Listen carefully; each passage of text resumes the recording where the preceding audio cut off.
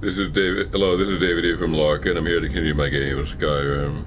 I've not yet received any new computing equipment, though I am expecting some sort of delivery today. It may arrive later. For now, I'm in this one of the last remaining. I'm involved in one of the last remaining quests on Solstheim Island. I am I'm exploring an old dungeon with the help of a scholarly companion. An ancient tomb. Penetrated a considerable degree of the mystery here, but much remains, or something remains. So I'm about to embark upon that. And before I do, I'm going to read a book, a rather long one. I read a prefix of it before starting just now, but I was unable to finish given the time I had. So it'll be partially prepared and partially improvised. This book is 2920 Hearthfire, Volume 9. Hearthfire, Book 9 of 2920, The Last Year of the First Era, by Karlovac Townway. Second Hearthfire, 2920, Gideon, Black Marsh. The Empress Tavia lay across her bed, a hot late summer wind she could not feel banging the shutters of her cell to and fro against the iron bars. Her throat felt like it was on fire, but still she sobbed uncontrollably, wringing her last tapestry in her hands. Her wailing echoed throughout the hollow halls of Castle Giaviz, dubbing maids in their washing and guards in their conversation. One of her women came up the narrow stairs to see her mistress, but her chief guard Zook stood at the doorway and shook his hand. She just heard that her son is dead, he said quietly. Fifth Hearthfire, 2920, the Imperial City, Cyrodiil. Your Imperial Majesty, said the potentate Vertidouche to the door. You can open the door. I assure you, you're perfectly safe. No one wants to kill you. Mars' blood, came the Emperor Remonthree's voice, muffled, hysterical, tinged with madness. Someone assassinated the prince, and he was holding my shield. They could have thought he was me. You're certainly correct, Your Imperial Majesty, replied the potentate, expunging any mind qualities from his voice while his black-slitted eyes rolled contemptuously. And we must find and punish the evildoer responsible for your son's death. But we cannot do it without you. You must be brave for your empire. And no reply. At the very least, come out and sign the order for Lady Ridge's execution, called the potentate. Let us dispose of the one traitor and assassin we know of. A brief pause, and then the sound of furniture scraping across the floor. Remont opened the door just a crack, but the potentate could see his angry, fearful face, and the terrible amount of ripped tissue that used to be his right eye. Despite the best healers in the Empire, it was still a ghastly souvenir of the Lady Ridge's work in Thurzo Fortress. Hand me the order, the Emperor snarled. I'll sign it with pleasure. Sixth Hearthfire, 2920, Gideon, Cyrodiil. The strange blue glow of the will-o'-the-wisp, a combination, so she'd been told, of swamp gas and spiritual energy, had always frightened Tavia as she looked out her window. Now it seemed strangely comforting. Beyond the bark lay the city of Gideon. It was funny, she thought, that she had never set foot in its streets, though she'd watched it every day for 17 years. Can you think of anything I've forgotten? She asked, turning to look back on the loyal Kothringi Zook. I know exactly what to do, he said simply. He seemed to smile, but the Empress realized it was only her own face reflected in his silvery skin. She was smiling, and she didn't even realize it. Make certain you won't follow, she warned. I don't want my husband to know where my gold has been hiding all these years, and do take your share of it. You've been a good friend. And the Empress Tavia stepped forward and dropped from sight into the mist. Zook replaced the bars in the tower window, and threw a blanket over some pillows on her bed. With any luck, they would not discover her body on the lawn until morning, at which time he hoped to be halfway to Morrowind. 9 Hearthfire, 2920, Phrygius, High Rock. The strange trees on all sides doubled knobby piles, crowned with great bursts of reds, yellows, and oranges, like insect mounds caught fire. The Northgarian mountains were fading into the misty afternoon. Tirla marveled at the sight, so alien, so different from Morrowind, as he plodded the horse forward into an open pasture. Behind her, head nodding against his chest, Cassier slept, cradling both realms. For a moment, Torala considered jumping the low-painted fence across the field, but she thought no better of it. Let Cassier sleep for a few more hours before giving him the rein. As the horse passed into the field, Torala saw the small green house on the next hill, half hidden in forest. Though picturesque was the image, she felt herself lulled in her pleasant half-sleeping state. A blast of horn brought her back to reality with a shudder. Cassier opened his eye. Where are we? I don't know, Turtle stammered wide-eyed. What is that sound? Orcs, she whispered. A hunting party. Head for the thicket. Quickly. Terrell trotted the horse into a small collection of trees. Cassier handed her the child and dismounted. It began pulling their bags off his neck, throwing them into the bushes. The sound floated then, a distant rumbling of footfall, growing louder and closer. Terrell climbed off carefully and helped Cassier unburden the horse. All the while, Bustria watched, open-eyed. Terrell sometimes wondered that her baby never cried. Now she was grateful for it. With the last of the luggage off, Cassier slapped the horse's rear, sending it galloping into the field. Taking Turtle's hand, he hunkered down in the bushes. With luck, he murmured. They'll think she's wild or belongs to the farm. They won't go looking for the rider. As he spoke, a horde of orcs surged in the field, blasting their horns. Turtle had seen orcs before, but never in such abundance, never in such bestial confidence. Roaring with the light of the horse in a confused state, they hastened past the timber where Cassier, Turtle, and Bustria hid. The wildflowers flew into the air at their stampede, powdering the air with seed. Turtle tried to hold back a sneeze and thought she succeeded. One of the orcs heard something, though, and brought another with him to investigate. Cassier quietly unsheathed his sword, mustering all the confidence he could. His skills, such as they were in spy and not combat, but he vouched for Turtle and her babe for as long as he could. Perhaps he would slay these two reasons, but not before they cried out and brought the rest of the horde. Suddenly, something invisible swept through the bushes like a wind. The orcs flew backward, falling dead on their back. Turtle turned and saw a wrinkled crow with bright red hair emerge from a nearby bush. Oh, I thought you were going to bring him right to me, she whispered, smiling. Best come with me. The three followed the old woman through a deep crevice of bramble bushes that ran through the field toward the house on the hill. As they emerged on the other side, the woman turned to look at the orcs, feasting on the remains of the horse, a blood-soaked orgy to the beat of multiple horns. That horse yours? Yeah, when Cassier nodded, she laughed loudly. That's rich to me, that is. Those monsters have bellyaches and flatulence in the morning. Serves them right. Shouldn't we keep moving? Whispered Turtle, unnerved by the woman's laughter.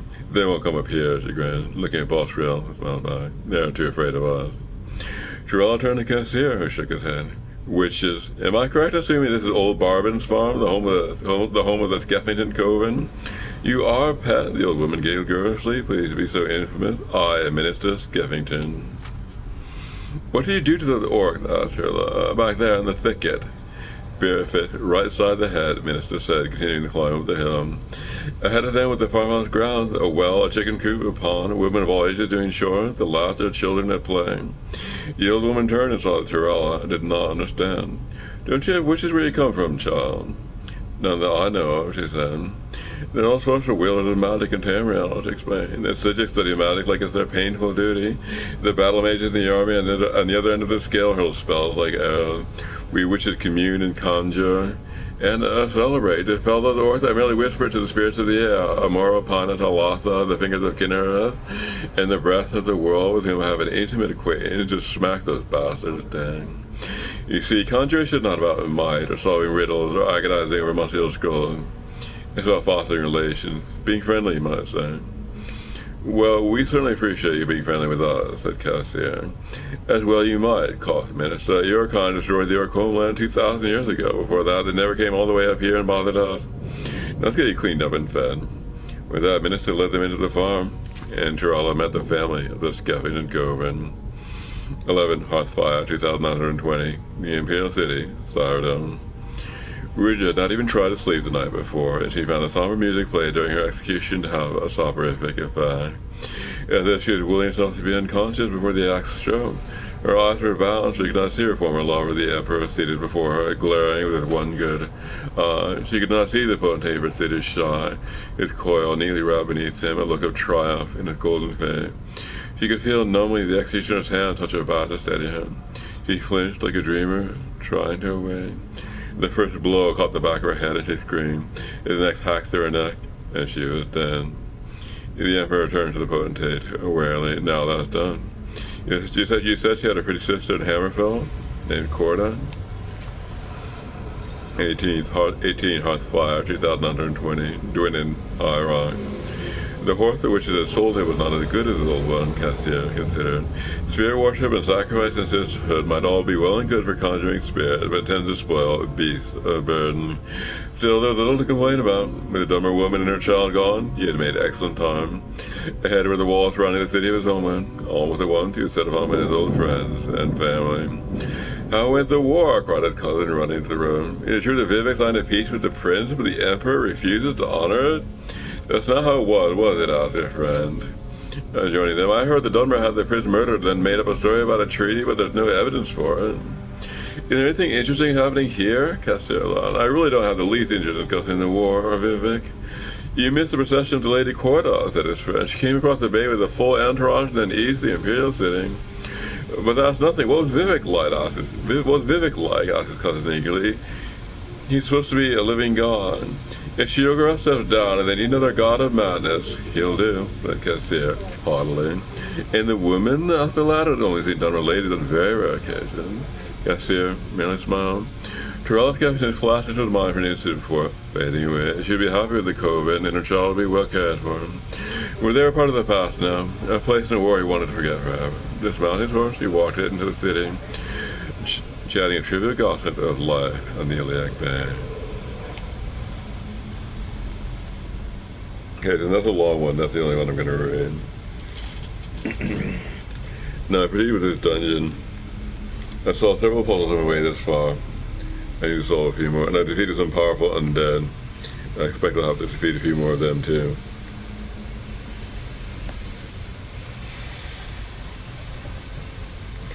I'll continue today until 2 p.m. This is Tuesday, July 21st, 2026.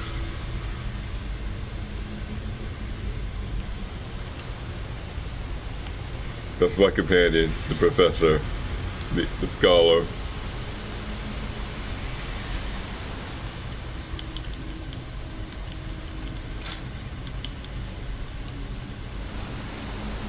That looks like quite a drop. Is there something down there?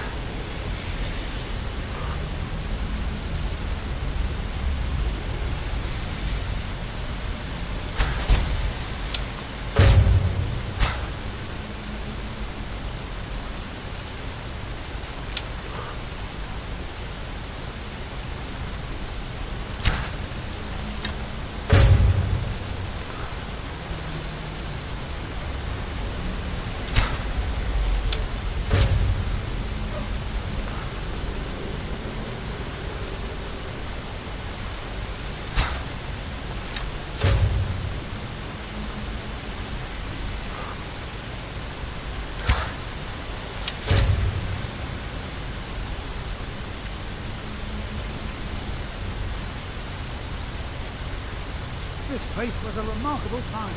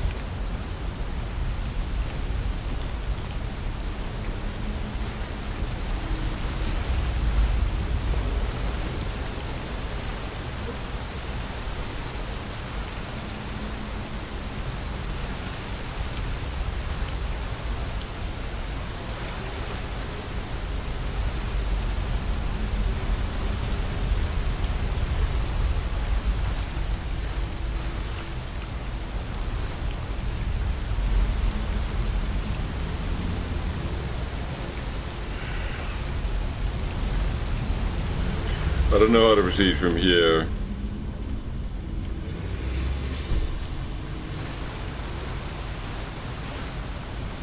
I'd like to get up there. There's clearly a doorway to the area beyond.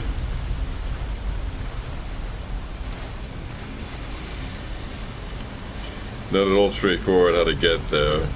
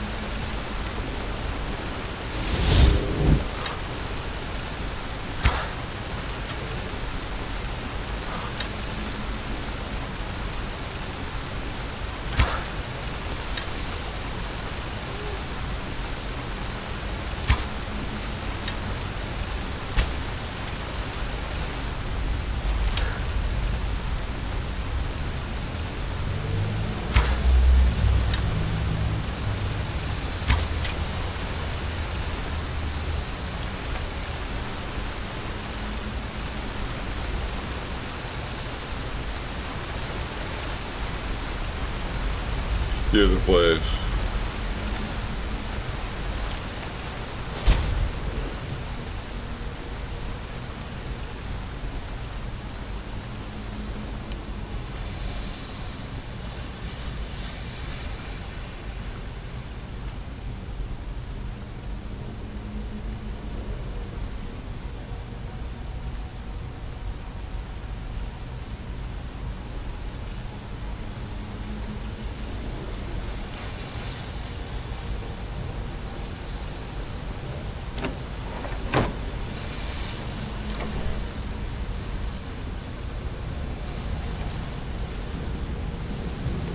You'll be our friend. I didn't think you were going to survive that fall, let alone those things that were down there. Let's be extra careful.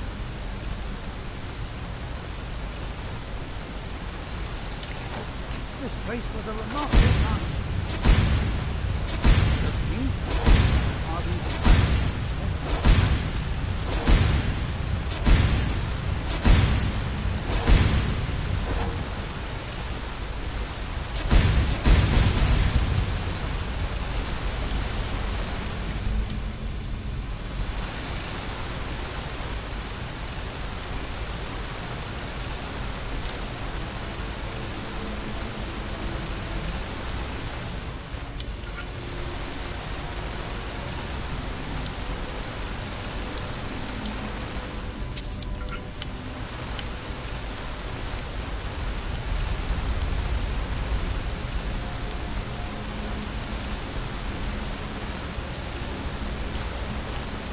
glad these platforms appear once you finish. You'll want to find out what's down in that waterfall.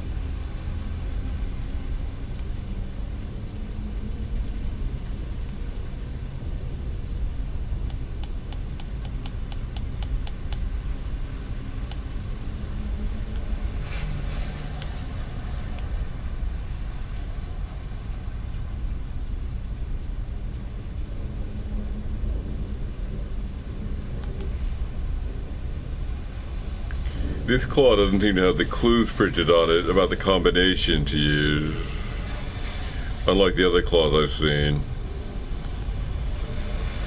So where the combination is to be found, I do not know.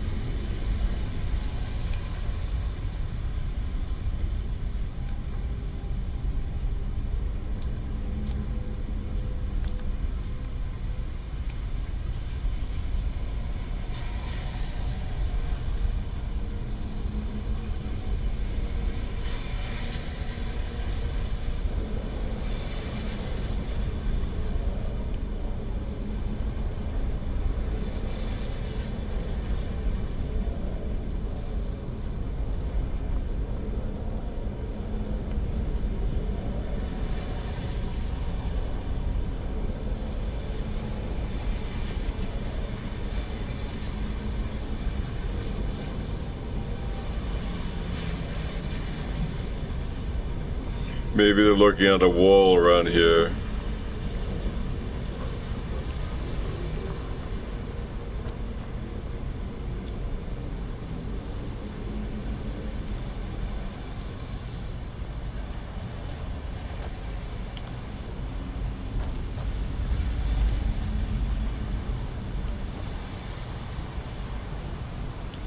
I'm allowed to go back. They may be back there somehow.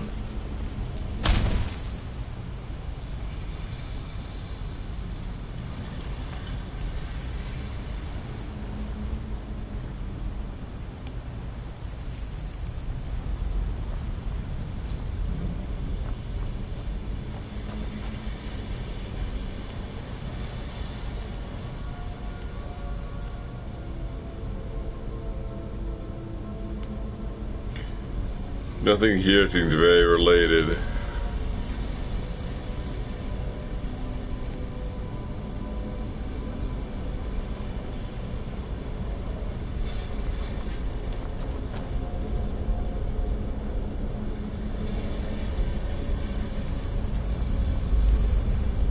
I could try all the combination, but there are a lot of them.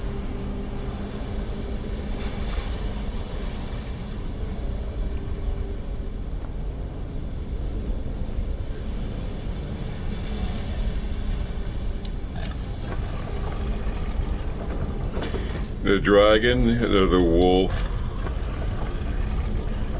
and there's an eagle. There must be hundreds of years of history etched in these walls. That's 3 times 3 Damage to read. is 9 times 3 is 27 combinations. That wouldn't take forever to check. Maybe those half claws you found would fit in here if you put them together. It seems these rings can be moved. Perhaps there's enough undamaged text in these etchings to tell us the combination.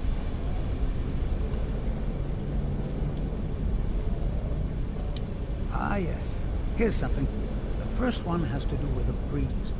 Or maybe it's wind. The second one mentions the night sky and the moon. And the third has something to do with fire. It also seems to mention scales. Wind, moon, That's all I can scales. make out from this etching. I'll check the rest and see if there's anything else. You keep trying out the combinations. The wind's gotta be the eagle. The moon is the wolf, and the scales is the dragon.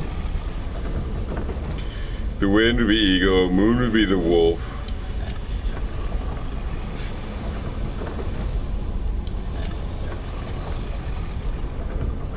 Scales and fire, the dragon.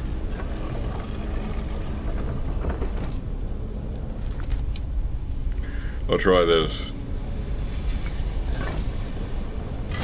There you go. I didn't doubt you for a second. Let's see what's ahead.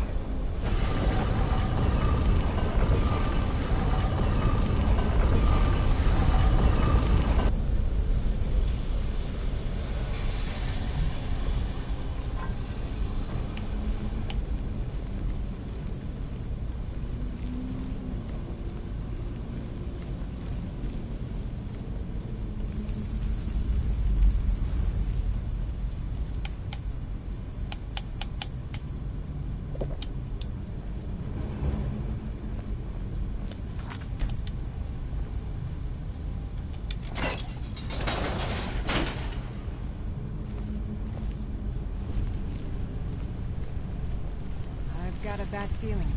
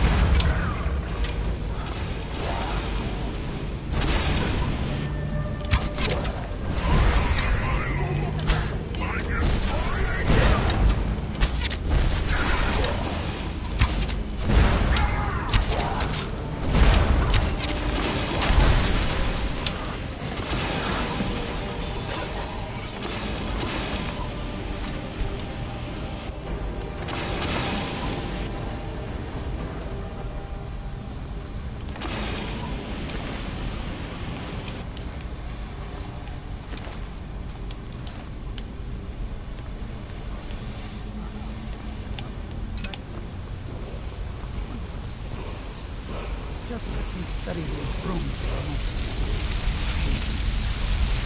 Here's another mention of a vine. I assume this is the Guardian's tomb we're standing in now.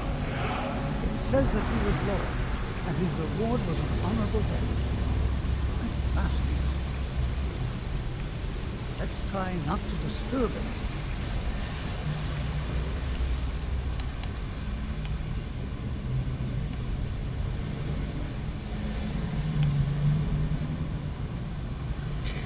Okay, now I have a complete collection of Battle Fury syllables, Loyal, Valor, and Inspire. These things, this tomb enchants my nearby allies' weapons, allowing them to attack faster. I'm going to assume this is good. I'm going to unlock all three. And I'm going to make it a favorite.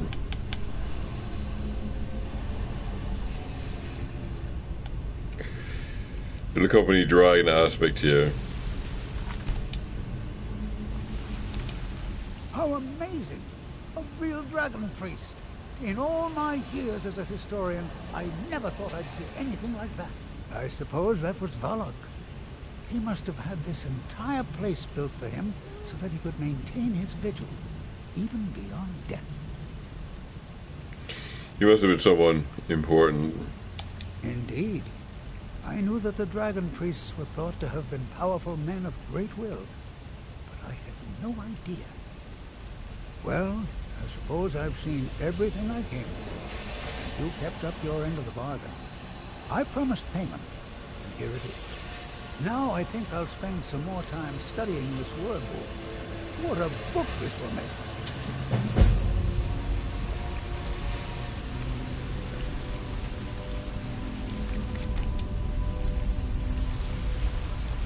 And there's a chest here.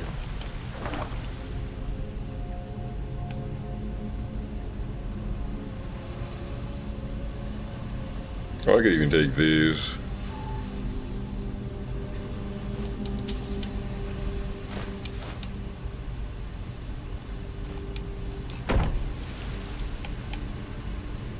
Unfortunately, it messes up my death brand set.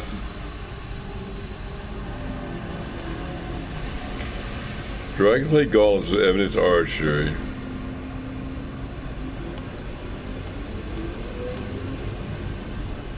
Well, I'll keep it in mind.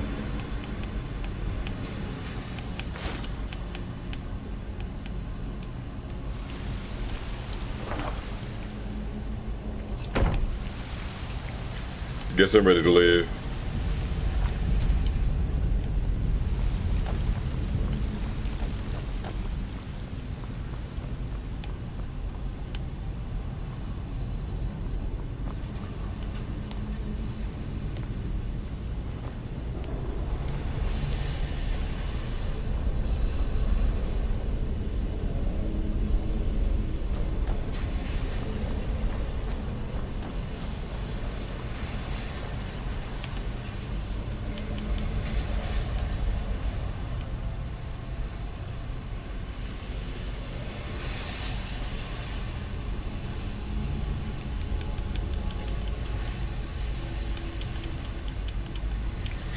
Battle of Fury. Let's help my companions. Me? Yeah, that's her in particular. Well, who knows?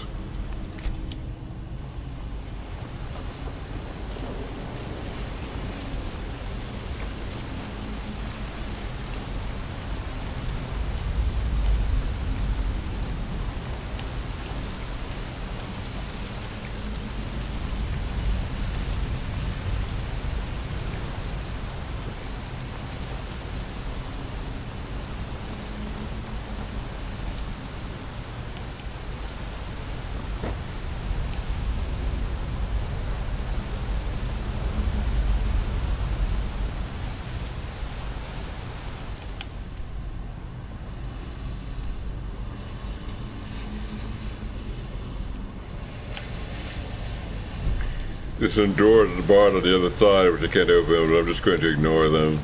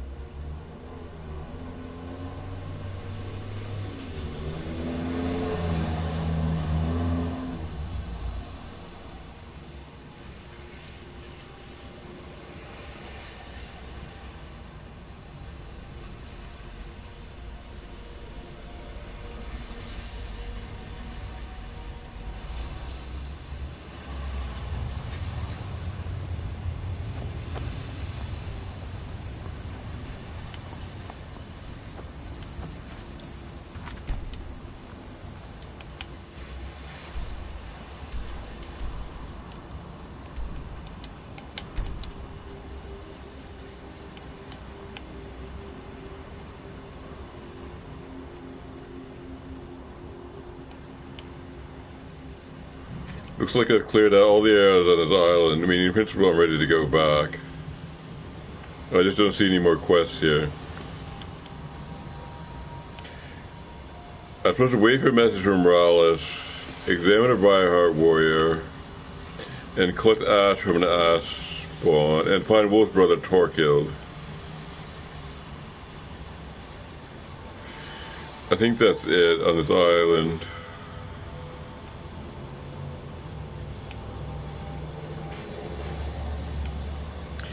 There's a hidden stash of Emberbrand wine in Ravenclaw, in Raven Run.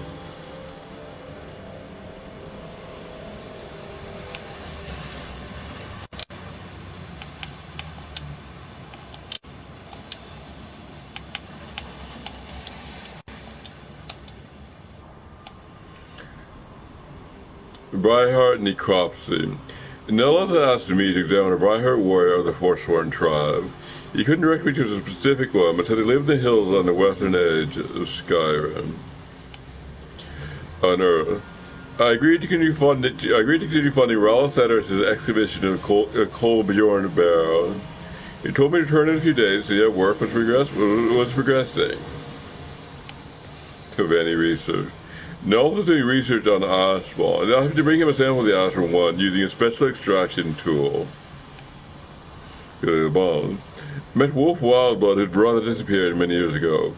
Wolf believes he may have become a werebear and warned me to keep an eye out for him. Look for Wolf's brother, Torkild.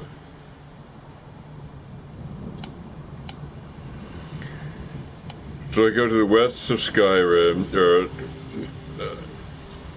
western edge of Skyrim. I don't know if they actually mean Skyrim or this island, Solstheim.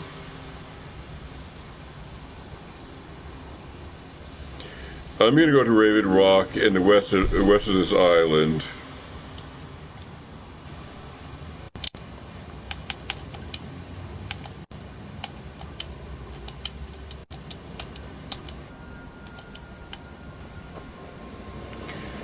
And I'm going to wait for a message from Rallis, and I'm going to look around for Briarhearts.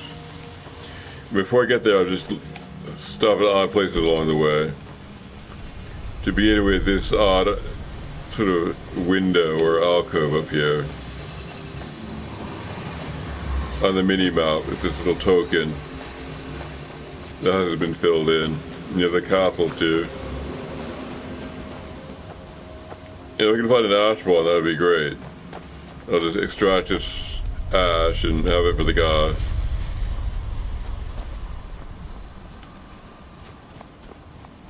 There's something here I haven't explored. I'll take a look.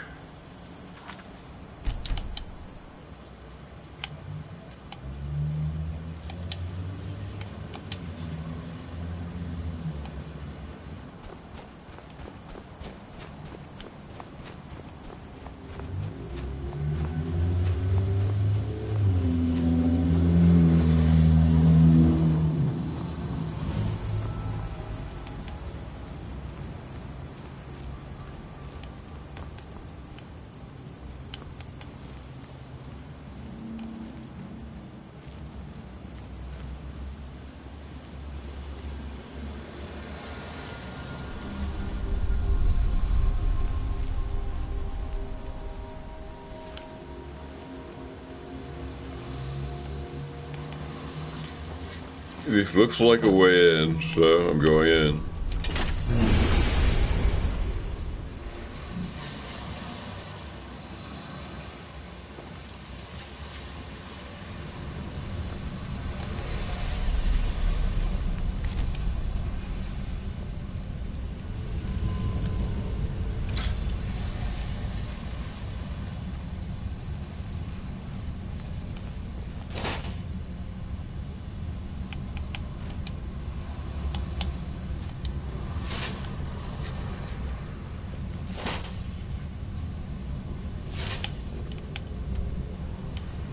Doesn't look like I've been here before, but there are a lot of dead bodies anyway. I mean, something like me happened to this place.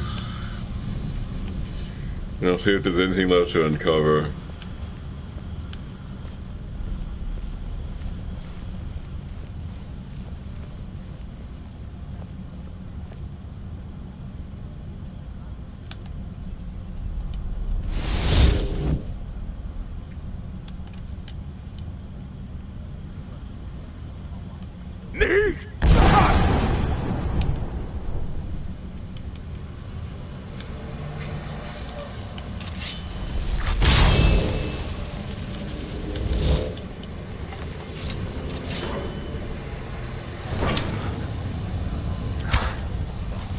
Challenger is near!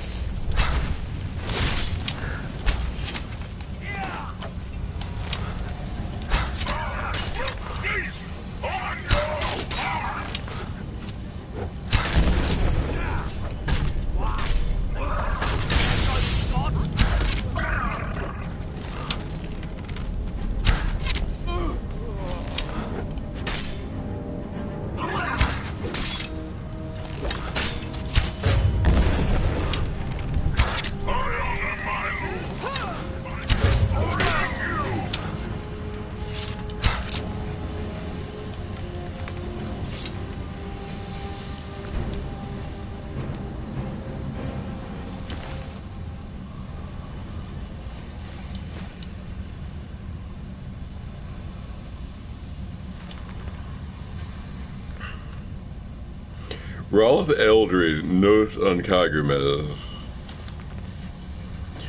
I am close to solving the mystery of these ruins. I have found references to ancient Weaver tech that call Kagurmez the site of a set of trial, a training ground of sort. This is thus far unprecedented in my research. This could explain why that gate is so unmovable. The proper trial has not been completed. It is possible nobody opened this gate in the days of the Dreamer. What treasures of the ancient world lie in wait beyond these doors? The pattern of the gate seems to hold the solution to unlocking it. It resembles the console at the center of the chamber. But what does it mean? There are 9 holes I assume are to be filled, but with what? I've only had that means to fund more expeditions to the other Dreamer ruins of Solstheim. They surely hold the keys to opening the locked gate. Even if I had the means to start the trial, I surely have not the means to complete them. I can't wait for more fun. I'm going to have to recruit those who will act on the promise of treasure alone. Surely there are those who are as excited about this fun as I am. Ralph Eldred.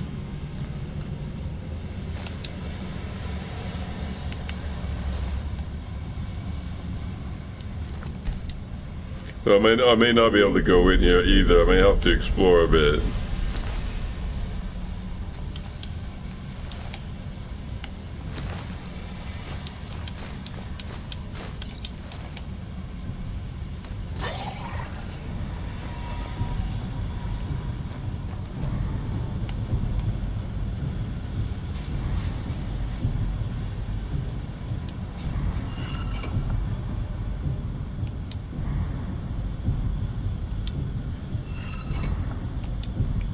I have a feeling I need 9 of these, and I've only got 2.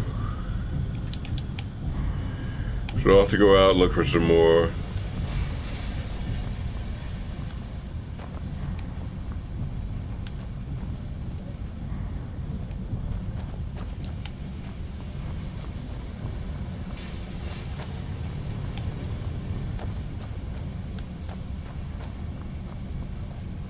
If I do it correctly, I might open this. Actually, looks like if I put in 2, this gate could open.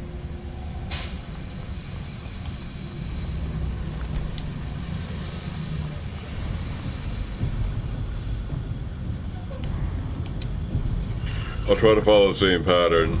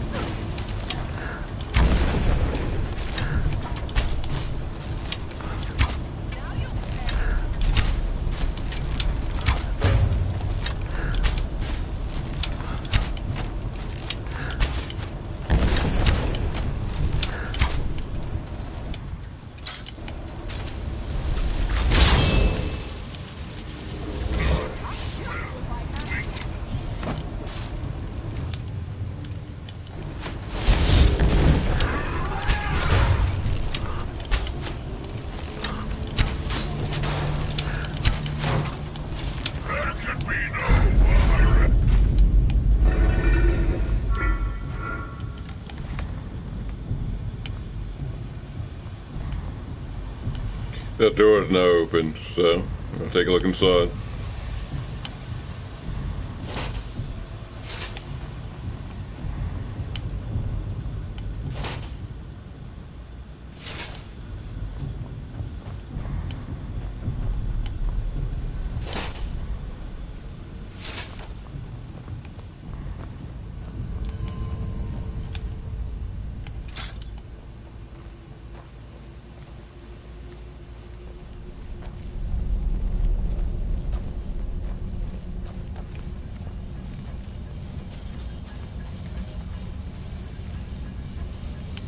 Use some treasure. An requirement that I produce more resonance gems. This time it wants 3. It was to find them across Solstheim. Presumably dungeons like this. A lot of dwarven metal. Here's a nice glass bow.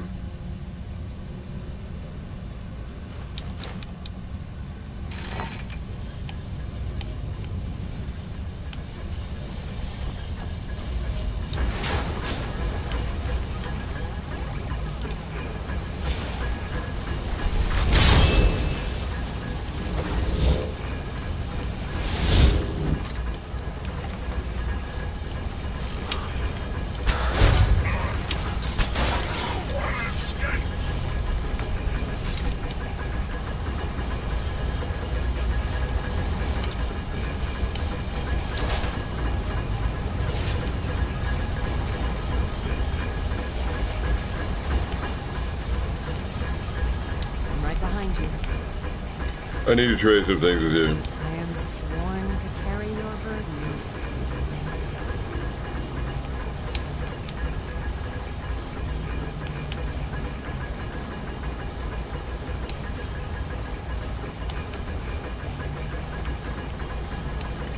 The lady's quite loaded down.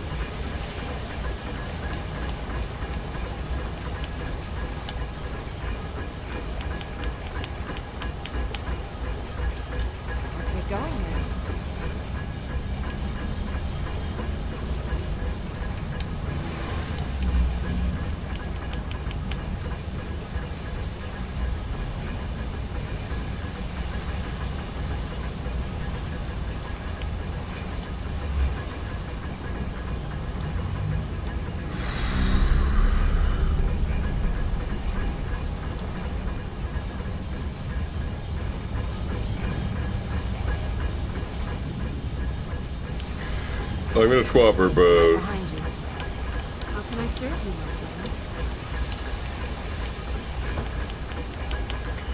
Larkin? I'm gonna take this one and give her the new one. Instead of a chance to paralyze the target for 4 seconds, she's going to send summon Daedra up to level 20 straight back to Oblivion. And help her with that, I'm going to give her some arrows.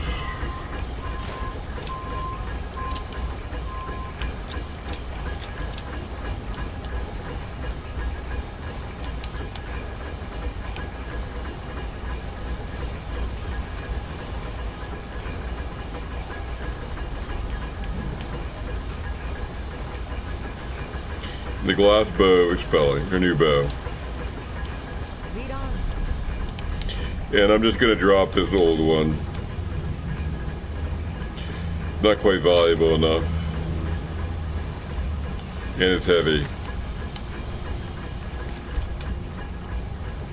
So ready to leave.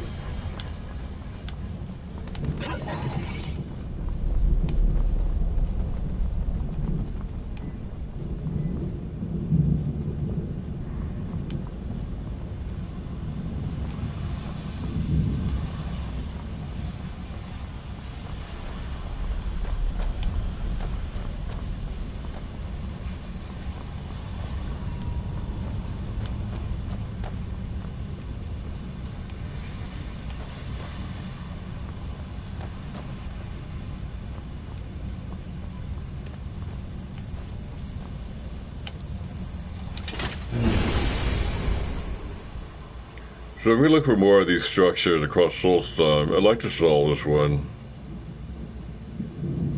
Now I get the others along the way.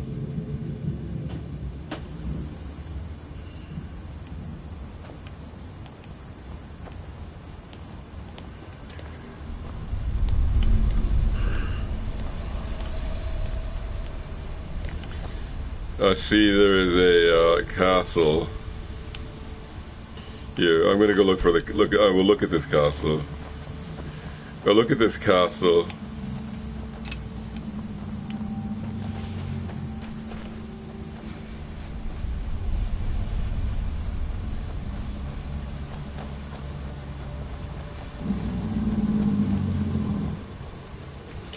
You also need to keep an eye out for Ashbon and Briarheart, as well as a werewolf.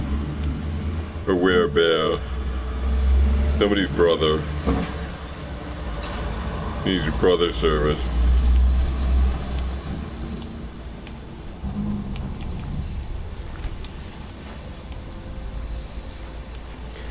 So let's see what's up here.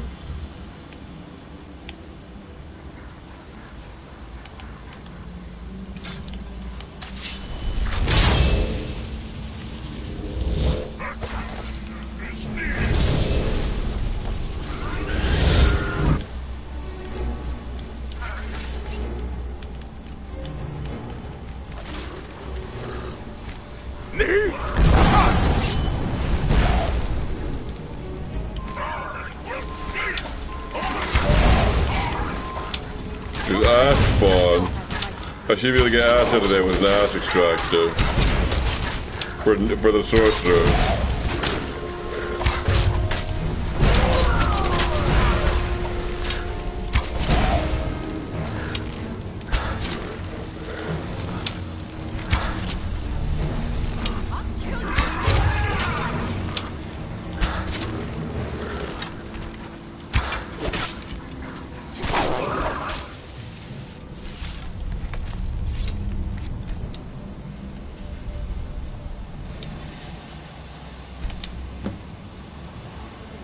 Okay, that's Nelos' requirement.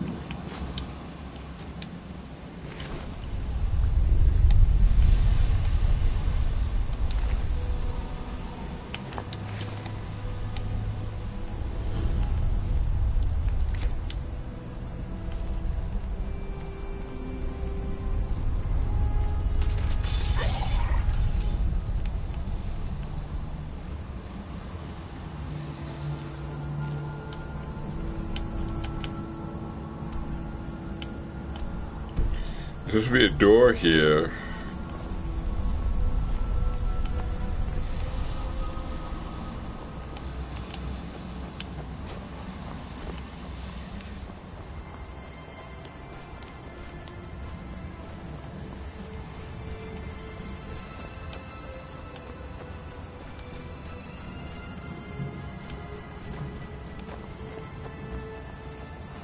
There is a door here, but I don't know how to get to it.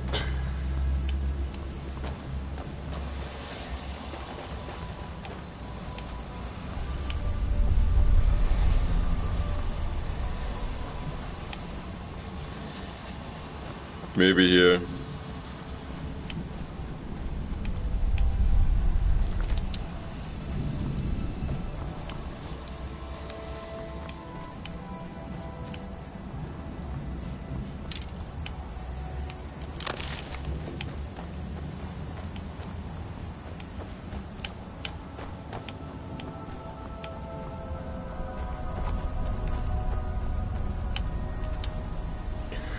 Alright, Hearthstone here.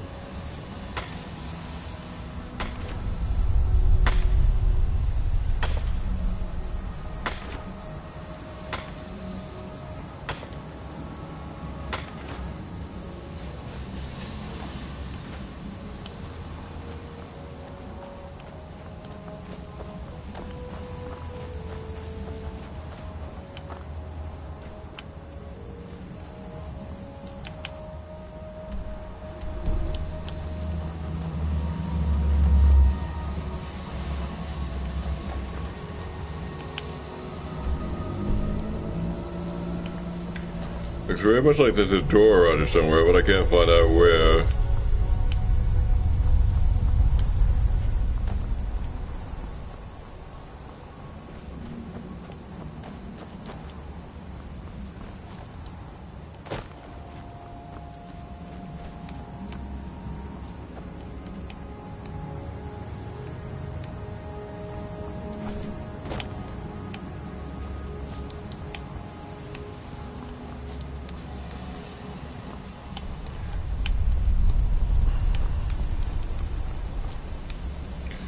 Okay, I'm going to use the whirlwind sprint to try to get from here to there.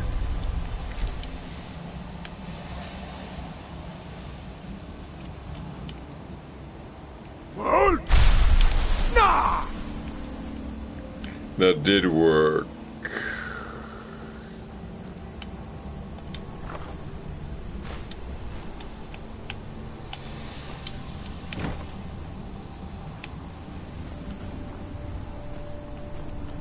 However, I still cannot get to the door.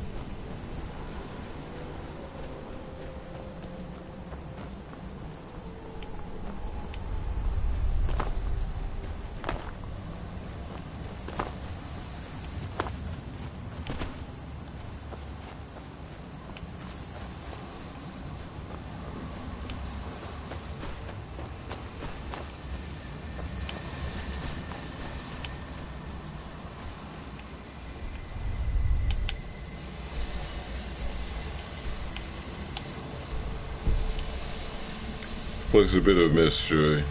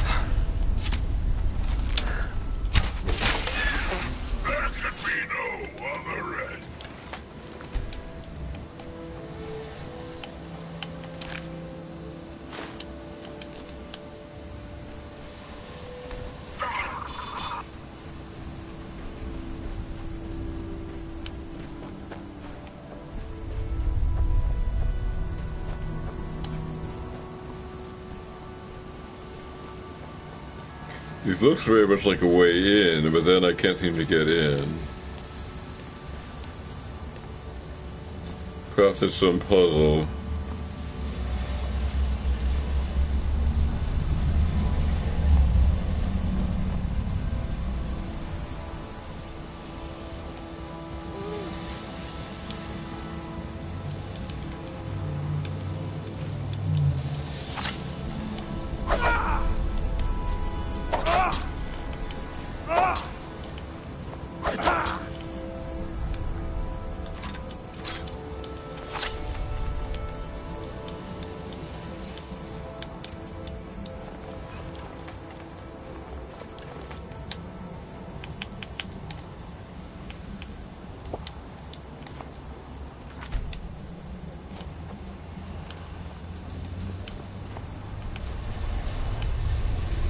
There's some sort of indentation here, but I don't know what that could mean.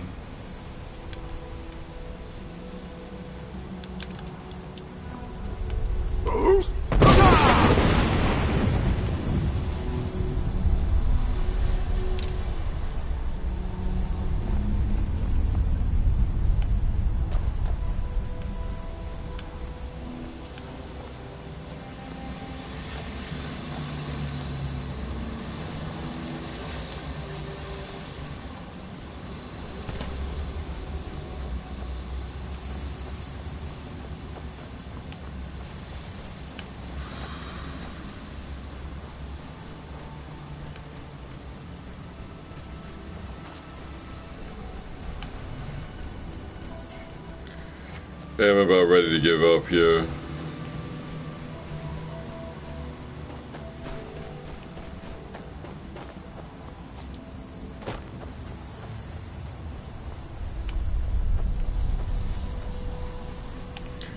I don't seem to have any better luck up here on the higher ground.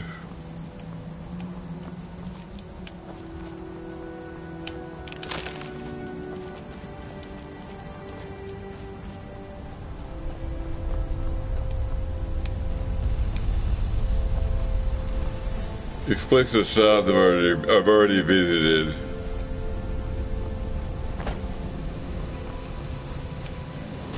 So I'm just gonna move on.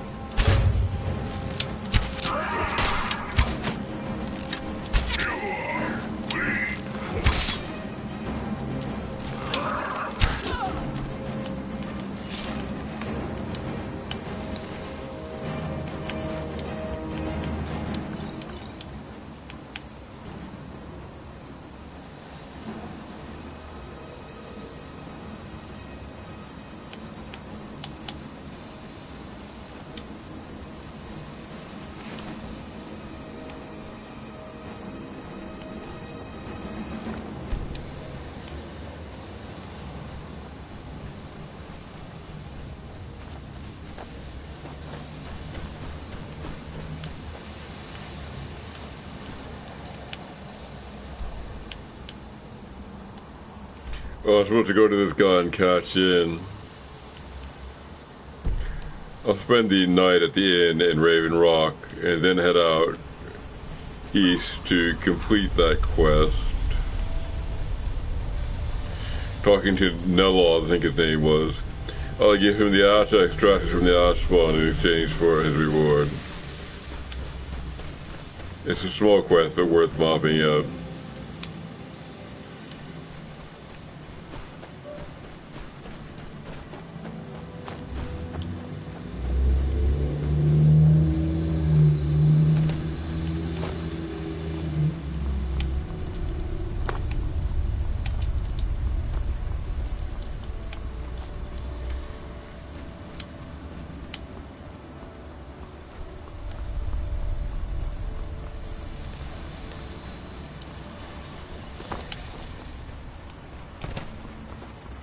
I've been looking for you.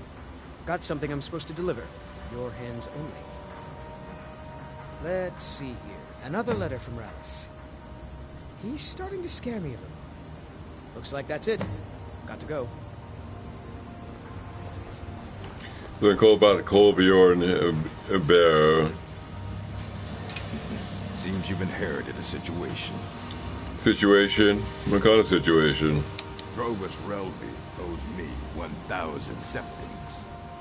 At least he did until you set him up with that Telvanni wizard. Now he's untouchable. The way I figure it, it's your fault he can't pay me. So I guess I'm going to have to collect it from you.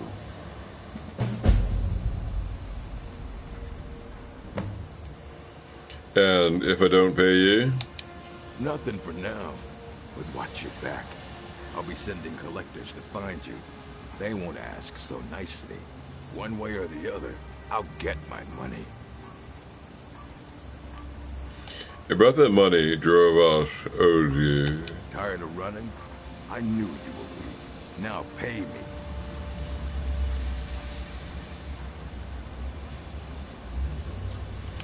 How about you take half? Yeah, that sounds good. Half. I think that'll work. Can you make me bloodkin? Trust like that is not freely given. Until next time.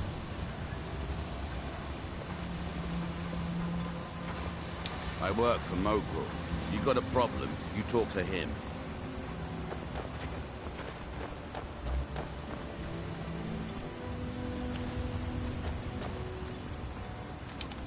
You got a good thing going here now that you've reopened the mines. Don't let it go to waste. Blades, helmets, pretty much it. Bring your weapon.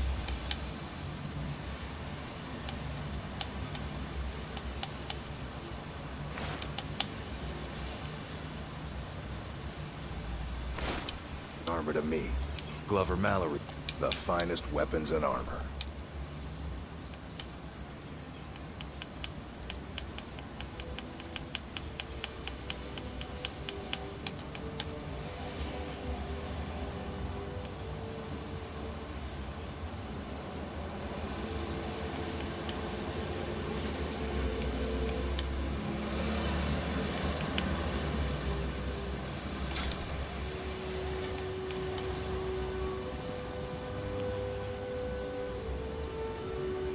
I don't seem to use this anymore.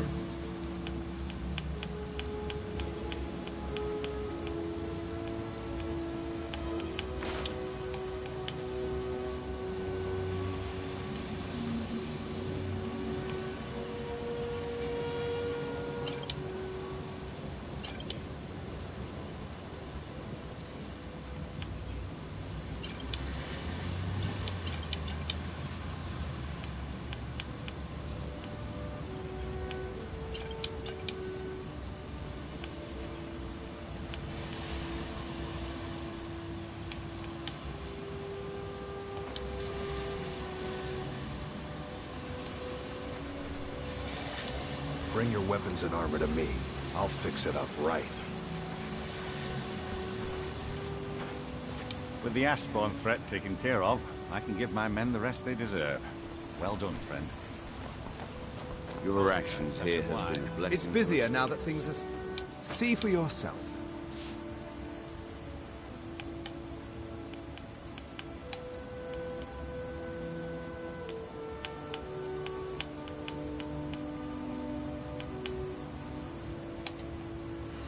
He's got a necklace of flame suppression.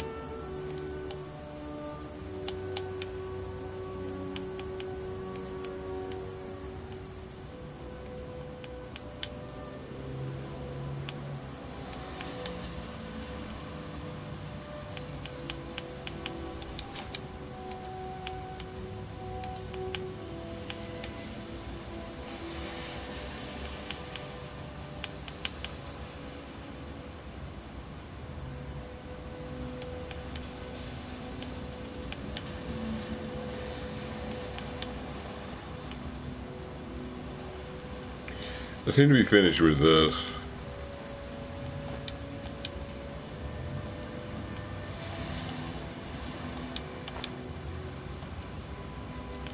If you need any supplies, you know where to find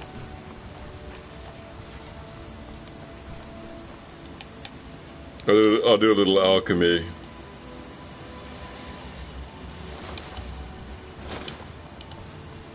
Modin Vela, Captain of the Veteran Guard, at your service.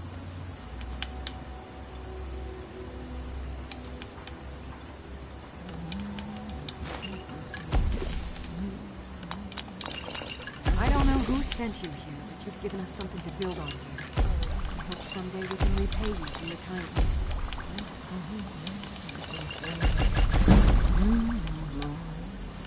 Destroying the ash spawn has made it safe to work in the fields. Thank you.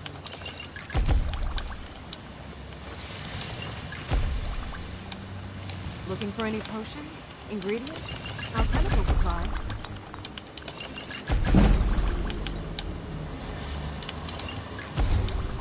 If you're looking for any exotic ingredients, just ask. I might have what you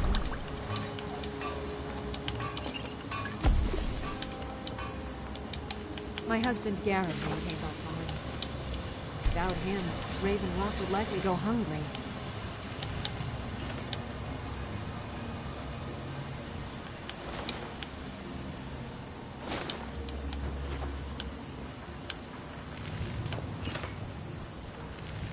Need something?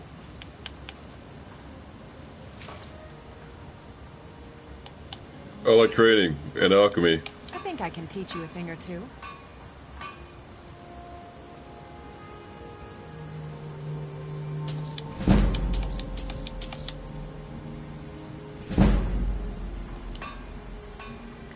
What have you got for sale? Ah, so you're an alchemist then.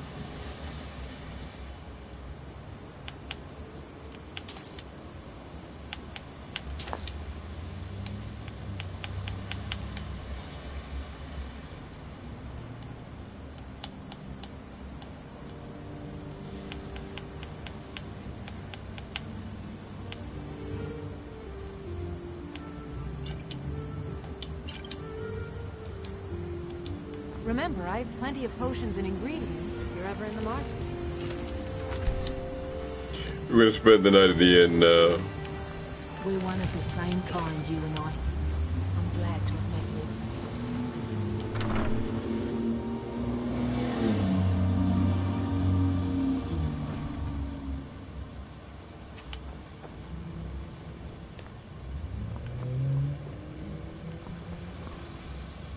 Welcome to the Retching Netch Corner Club, home of the finest Sioux jammer that will ever grace your lips. I like your interim. Sure thing. It's yours for a day. I'll show you to your room. Right this way.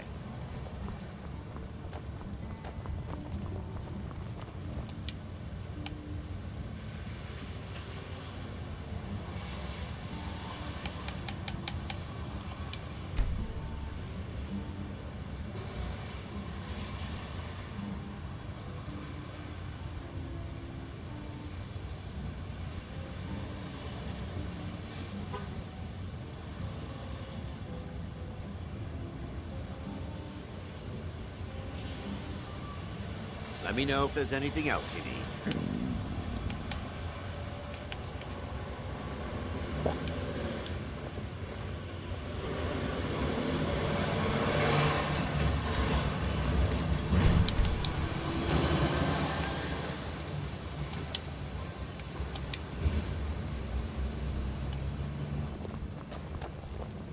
Your actions here have been a blessing to us all, Sergio.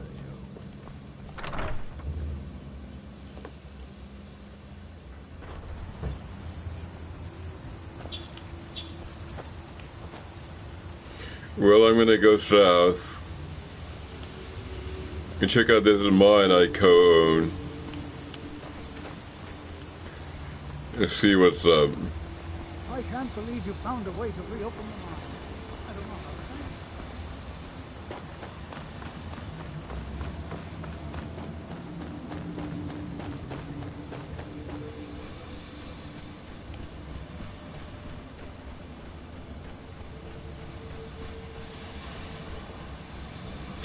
If we're going to danger, I guess I'll don my combat outfit.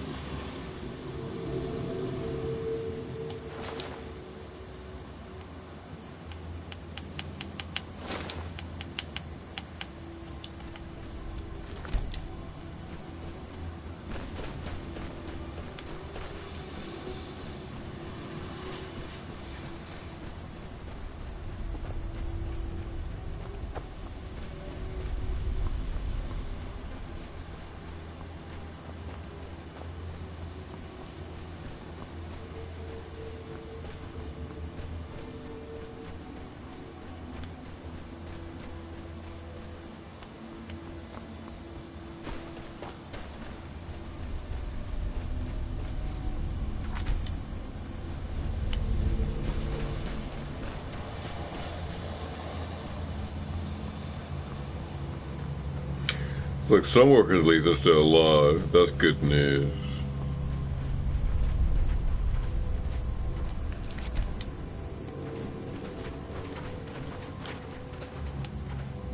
Oh, I was hoping I wouldn't see you quite so soon. It looks like at least some of the miners survived this time. Yes, well, the mercenaries did their jobs. Worth every septim. Of course, they might disagree. The dead ones, anyway. Gods, what a disaster. I feel like we've done this before, but that just means we're getting good at it. You go make the Draugr dead again, and I'll keep the rest of these end walls from coming off. Alright, Draugr clearing duty it is. Those soldiers weren't worth much.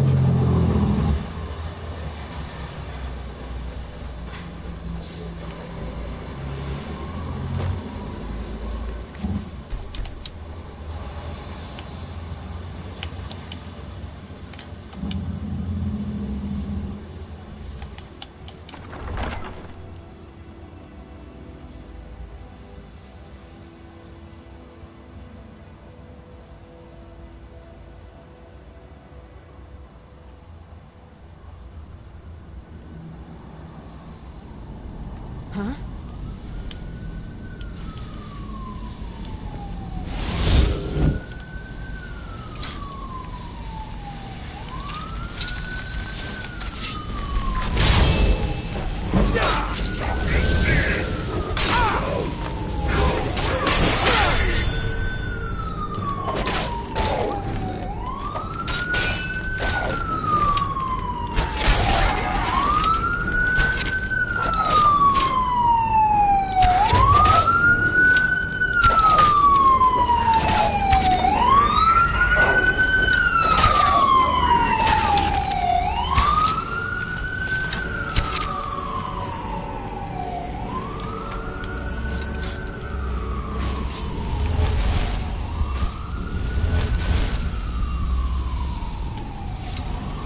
My new healing spell is a lot more effective than the old one.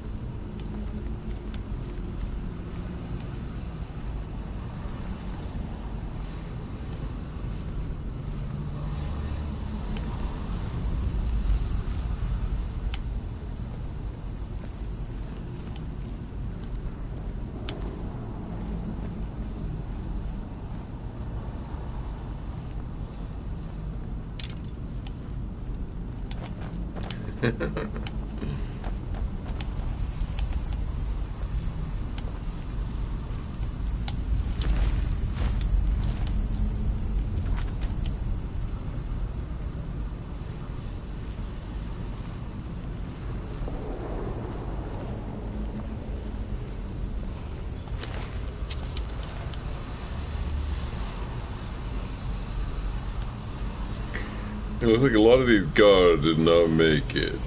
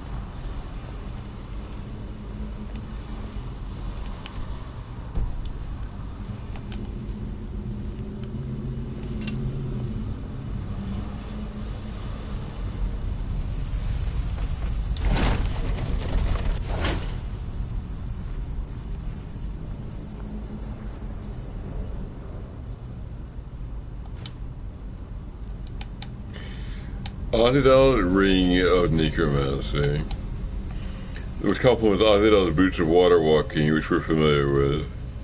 Whenever a creature you have reanimated takes damage, they explode for 50 points of frost damage and die.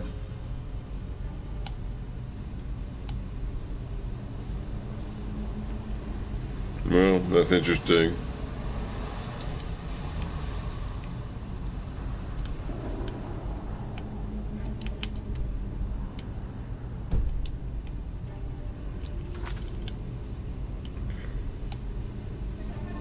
I still have to clear the Draugr for this barrow. That's not considered finished.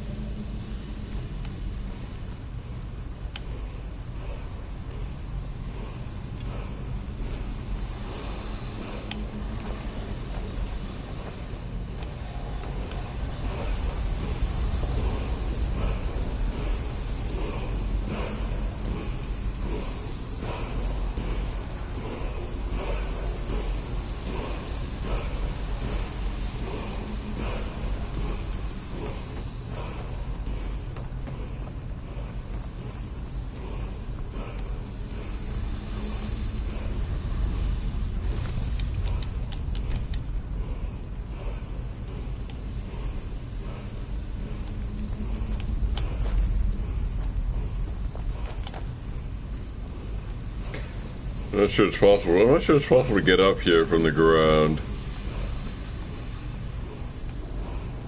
Anyway, here I am.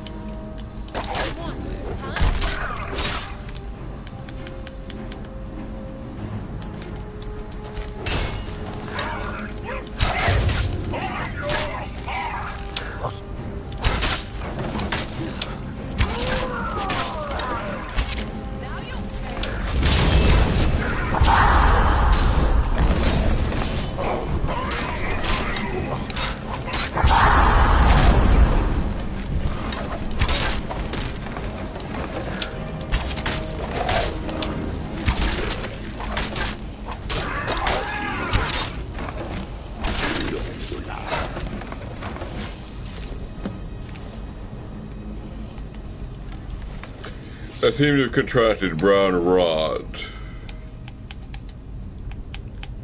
So I'm going to drink a potion of cure disease, and I'm also hungry, so I'm going to have some food.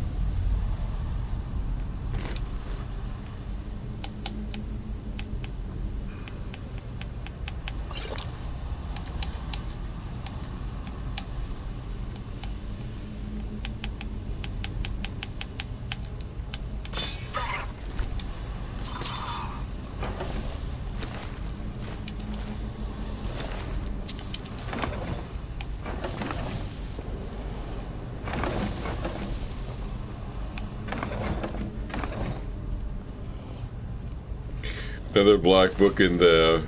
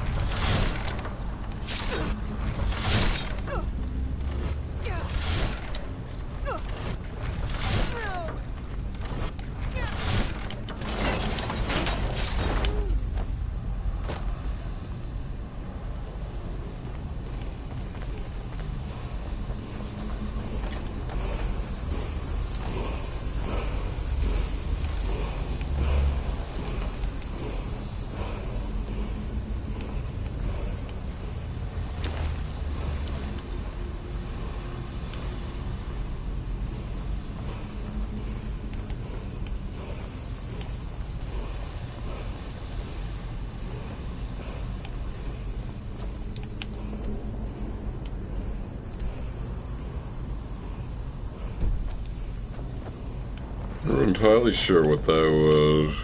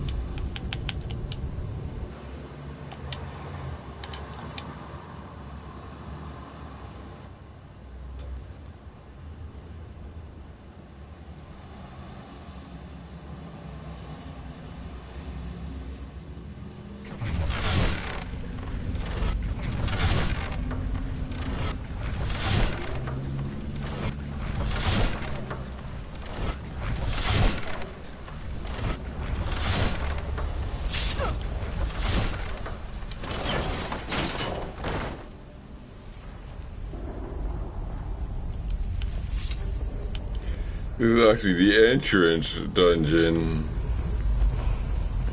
which now has another exit from the main chamber into some further region.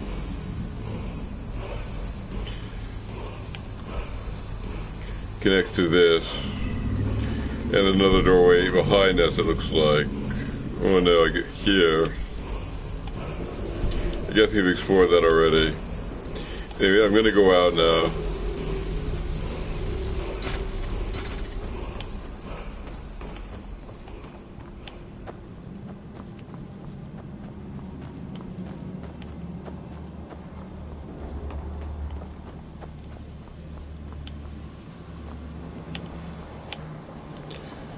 I'm going to talk to this guy, wrap up whatever that wraps up, read a book, and then I'll be done for today.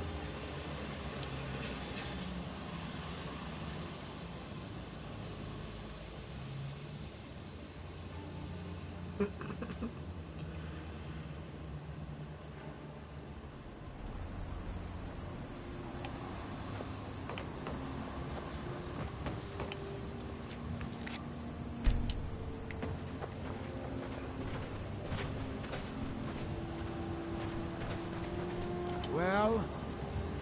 All the Draugr are dead. Good.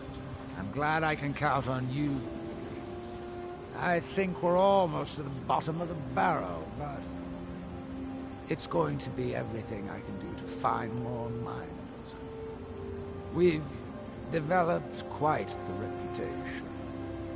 But for enough gold, I can do it. Just a bit. How much? 5,000.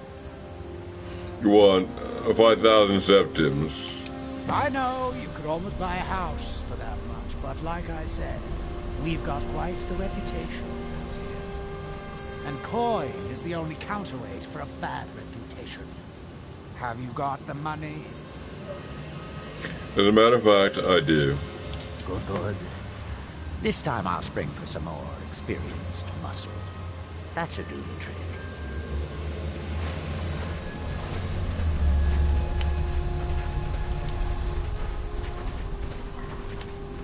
They couldn't hold off the Draugr.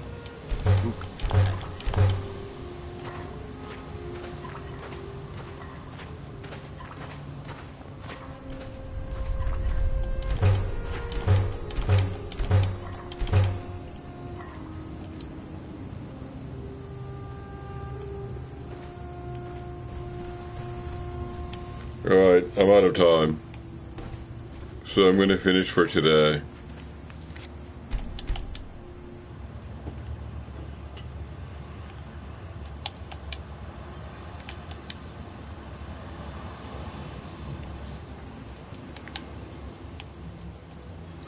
I'll wrap up with a book.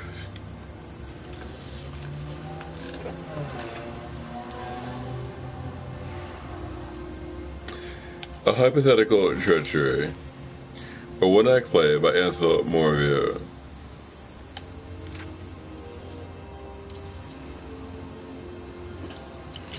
Dramatis Personae. Malvasian, a high elf battle mage.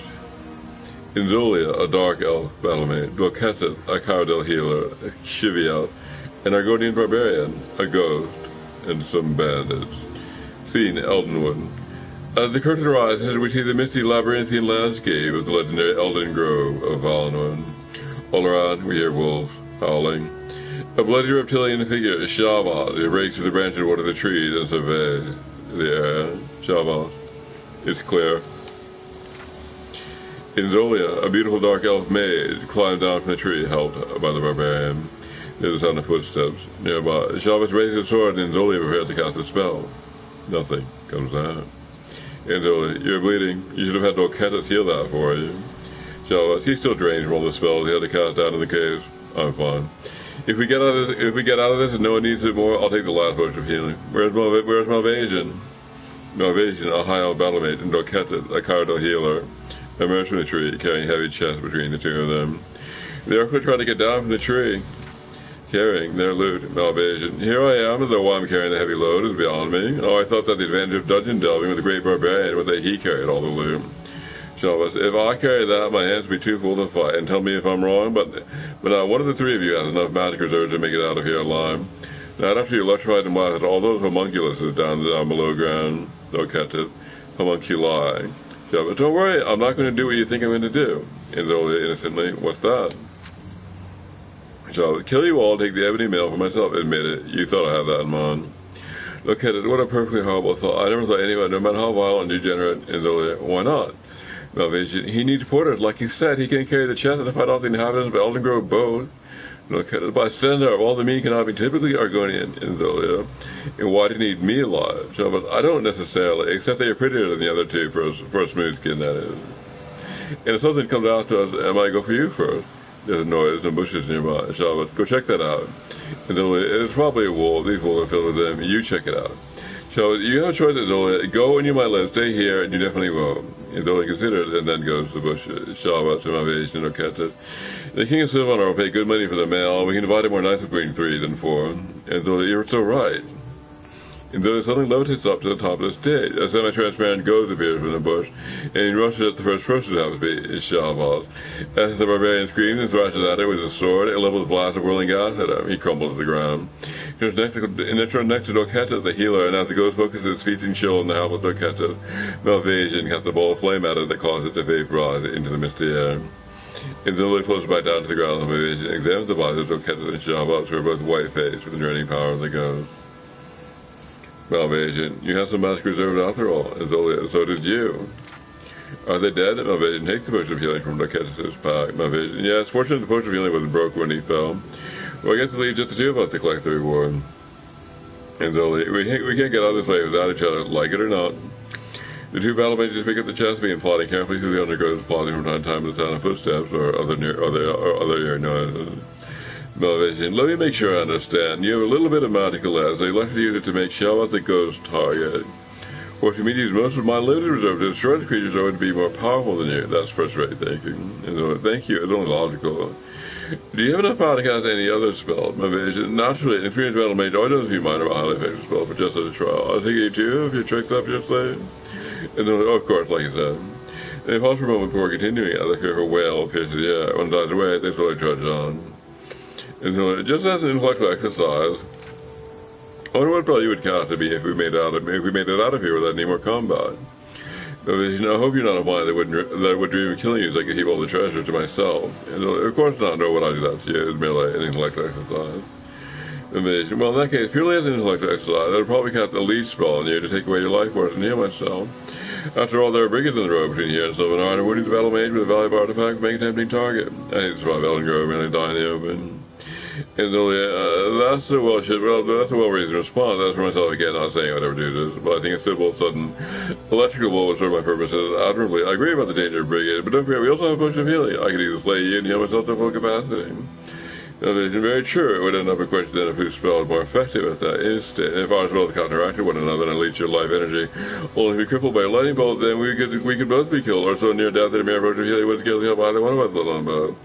How ironic it would be if two scheming battle mages, not saying we are scheming for the purposes of intellectual society, were left on the brink of death, completely drained of magic with one healing potion to choose from. Who would get it then? And though logically whoever drinking it first, which in this case would be you since you're holding it. Now, what if one of us were injured but not killed? Malvasion logic would dictate that a scheming battle mage would take the potion, leaving the injured party to the mercy of the elements, I suppose. And so that does seem most sensible, but suppose the battle mages was on a scheming tide.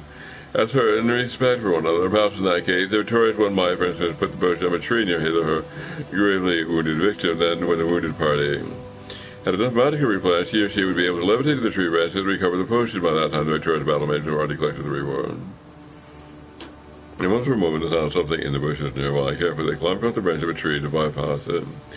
I understand what you're saying, but it seems out of character for a hypothetical scheming battle mage to allow her victim to live. In Zolia house, but it's been my observation that most scheming battle mages enjoy the feeling of having best someone in combat and having their person alive to live with a humiliation. These hypothetical scheming battle mages would sound except in daylight. Do you see it?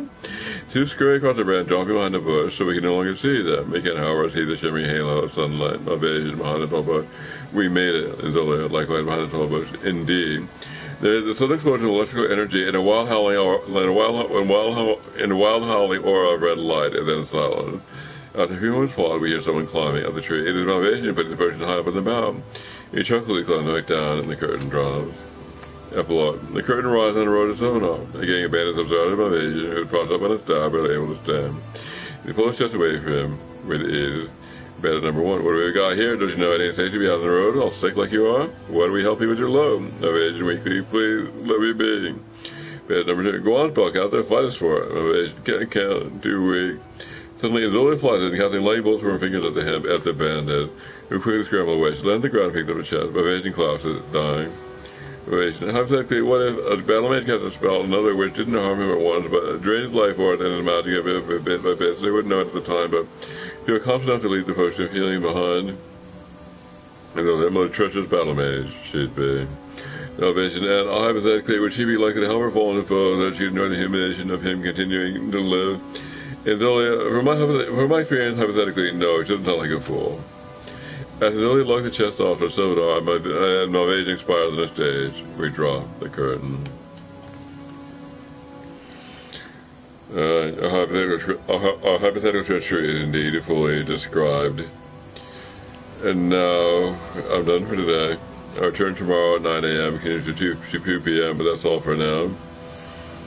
It is Tuesday, July 21st, 2026. I'm Daisy from Larkin. Goodbye.